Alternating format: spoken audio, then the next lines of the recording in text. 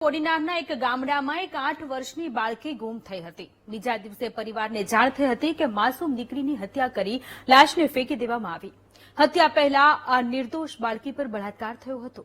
2 વર્ષ સુધી કેસ ચાલ્યો અને અંતે ગઈકાલે જિલ્લા કોર્ટે શામજીને ફાંસીની સજા ફટકારી છે। કોર્ટે કહ્યું, તમને જીવવાનો કોઈ અધિકાર નથી।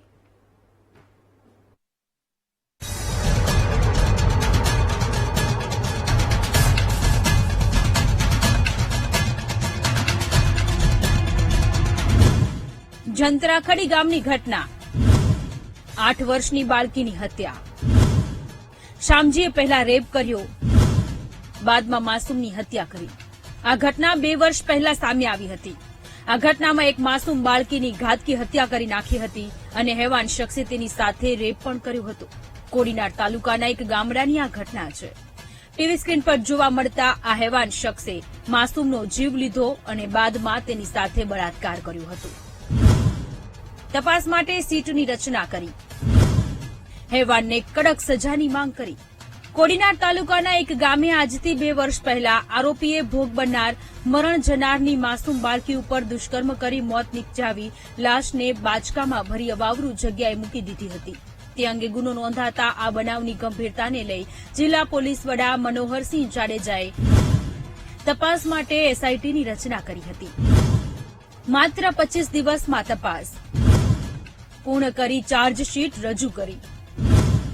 શામજીને જીવવાનો અધિકાર નથી।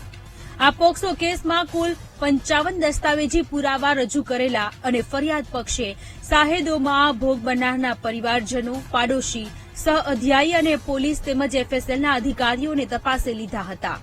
જે અન્વયે તમામ દસ્તાવેજી પુરાવા અને તેને સમર્થનમાં અપાયેલ સાક્ષીની હકીકત લક્ષમાં લઈ આજરોજ કોડીનાર એડી ડિસ્ટ્રિક્ટ એન્ડ સેશન્સ જજ એસઆઈ ભોરાણીયાએ આરોપી શામજી ભીમા સોલંકીને તકસીરવાન ઠરાવી દેહાત દંડ ફાંસીની સજા અને ₹25,000નો દંડ ફરમાવ્યો છે।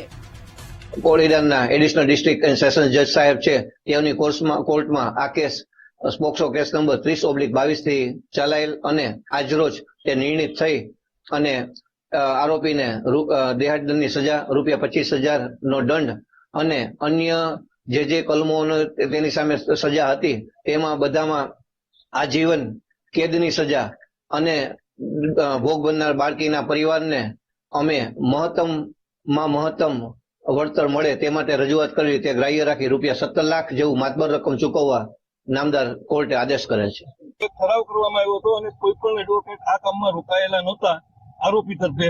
ત્યારબાદ સરકારશ્રી તરફથી એક નિમણૂક આપવામાં આવેલી હતી કે ભાઈ આરોપીનો એક અધિકાર છે એટલે એમને નિમણૂક આપવામાં આવેલી હતી।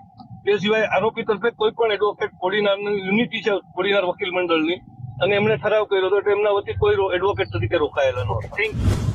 શામજીને ફાંસી તો થઈ, પણ ફાંસી થશે ખરી? હવે શામજી હજુ પણ બચી જશે?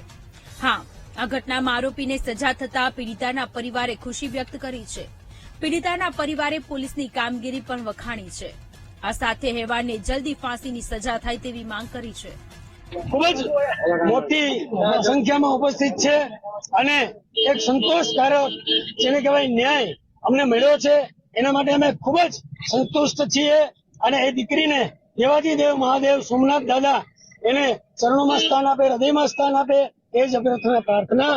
અને સમયસર રિપોર્ટ આપી અને મદદ કરેલી છે। સાથે સાથે આમાં જે સાહેદો લેવામાં આવ્યા હતા એ તમામ સાહેદો ગામના જ હતા અને એ તમામ સાહેદો બહુ સારી રીતે એમણે કોર્ટમાં જુબાની આપી એને કારણે થઈ અને ડીજીપી સાહેબની દલીલને કારણે થઈને જજમેન્ટ સાબિત થયું। આપને ધ્યાને મૂકી દઉં કે રાજ્ય સરકારની પોક્સો કેસની વિરુદ્ધમાં પહેલેથી જ એક નીતિ રહી છે કે વહેલામાં વહેલી તકે ચાર્જશીટ થાય।